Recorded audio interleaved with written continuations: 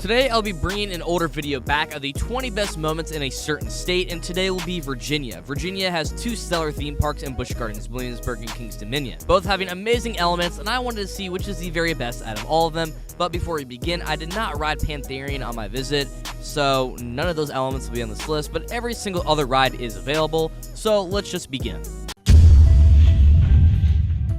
Flight of Fear's Cobra Roll is last place, but it's still pretty good. It's the best inversion on this ride, and it comes at the very end, ending the ride with a big bang. You are picking up speed slowly, crawling towards the ground, but once you actually get to the ground, you are just flying at a high speed. Then you hit the corkscrew and just roll over. It's whippy, and a good way to finish out this launch coaster.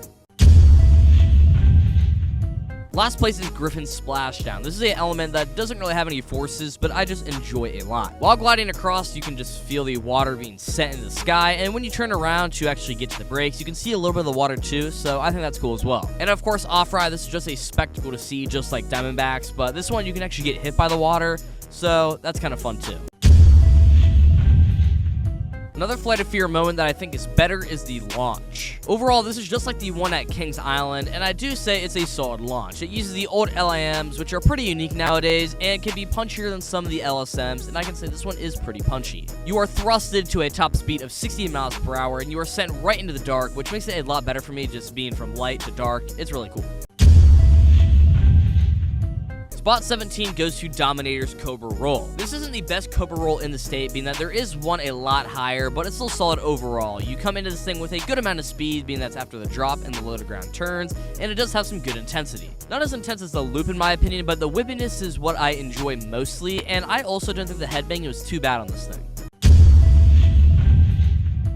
Reptilian's final helix lands here. I think that Reptilian does have some filler elements across the track, but overall this is a pretty intense moment for a family coaster. The helix wraps towards the ground, and when you actually get to the very bottom, you're just crawling up against the ground, and you hit some sustained Gs. Not the most intense helix out there, but for a family coaster, it's good for switching up the forces, and I like it for that.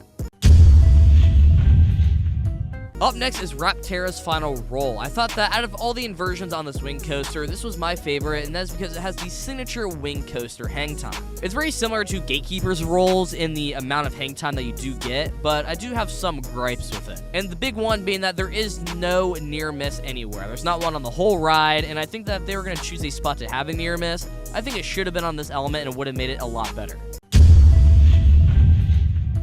14th place is Racer 75's low to the ground hills. Just like the one at Kings Island, these low to the ground hills don't look like a lot, but are quality airtime moments. Each of these hills you just fly through since they're right after the first drop, and you also get some amazing floaty airtime. Plus, I like the PTC restraints. It does not bother me at all, and it's also very smooth. Just an overall great experience. To start the back-to-back Apollo's Chariot moments, we have the first drop. This is a good drop, but don't get me wrong, compared to the other B&M drops, it just can't really be compared. I know this was a prototype, so it was only their first try, but you can tell that they've gotten a lot better at it over time. You get some light floater, it's alright, but still, a 200-foot drop is undeniable, and that's why it's almost in the top 10. Apollo's Chariot's final dip lands at 12. I personally like this more than the first drop, being that it's so unexpected and surprisingly powerful. The entire ride up to this point is just very light floater, like it's fun, but it switches up in a way that you don't expect, and it's obviously great. Not only does it feel like you're just going to rise in the brakes and that's just going to be the end of the ride, but you drop down again, getting some borderline ejector airtime. Super surprising and unexpected. Number 11 is Twisted Timber's first drop. This might not have the most intense airtime ever or be the tallest, but for the fact that it's a inversion drop, and the only one that I've done puts it at number 11. You get some pretty good whip no matter where you sit, but in the back you get good whip and a decent amount of floater airtime as well. I just like the uniqueness, even if it's not that tall. Inversion drops are cool. First of the top 10 is Pantheon's Top Hat. I will say this top hat can be hit or miss, but when you sit in the back, this thing is a elite top hat. Since you stall out at the top of the top hat, in the back you are just yanked over the top, and it helps that this drop is a total of 95 degrees, which is beyond vertical. You get a great amount of airtime in those comfortable intimate trains, and it's incredibly fun. The 9th spot goes to Grizzly's first drop. Grizzly was such a wonder of a ride for me, and this drop, with all the room that you get in those PTCs, creates an insane drop. In the back, you are whipped over the drop in the back, and you are just set in the atmosphere on this one. And there's a slight shift halfway down as well that you just are set to the left while midair.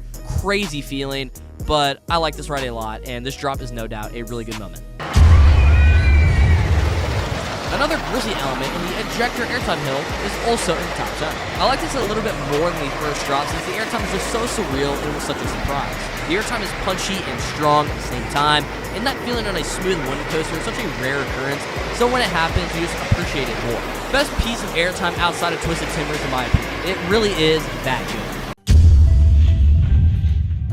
7th place goes to Verbolten's Drop Track. Verbolten, even if a family coaster, is such a fun ride with its mix of elements and theming, and that's why I just like it a lot. Just like any other drop track in the world, if it's Hagrid's or any other one that you can think of, it's a great gut punch / stomach dropping feeling. Plus, it's in the dark, surrounded by all these theming elements, and if I had to say, it's very, when I mean very, similar to Hagrid's in the way that it operates. Just the theming, the drop, the gut punch, it's easily a top 10 element in the state.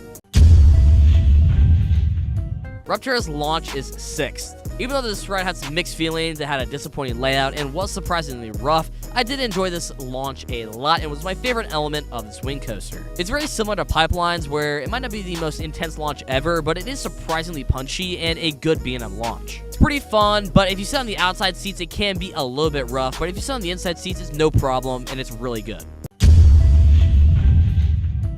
Following that, we have the Twisted Timbers Trick Track Double Down. This airtime moment is so unique, being that's 2 pops of ejector and both being off-banked. First, you rise up to the right, getting insane ejector airtime, but in no time flat, you were just sent flying, this time to the left, getting more ejector airtime. 2 swift ejector moments back to back, and personally, the second best element on Twisted Timbers.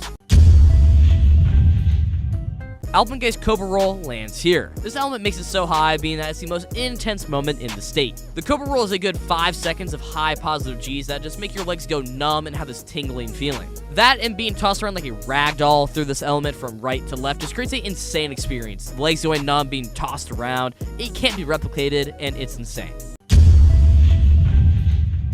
Next up is Griffin's first drop. I love this drop, and it's the driving factor on why I love Griffin so much. The drop is 200 feet in the sky looking down. It's such a terrifying thing, and the drop itself just has some good floater airtime the entire way down. That combined with those snug OG B&M restraints, which I do like more than the vest, create a very enjoyable drop, and it's just so fantastic in many aspects. The runner-up is Pantheon Swing Launch. This element is insane, being a mix of so many different things. The launch itself are fun, especially the last one, but the airtime in between was actually the star of the show for me. It was RMC level airtime and was incredibly powerful. All of that and the spike, which also has some great floaty feeling along with it, creates a elite element overall.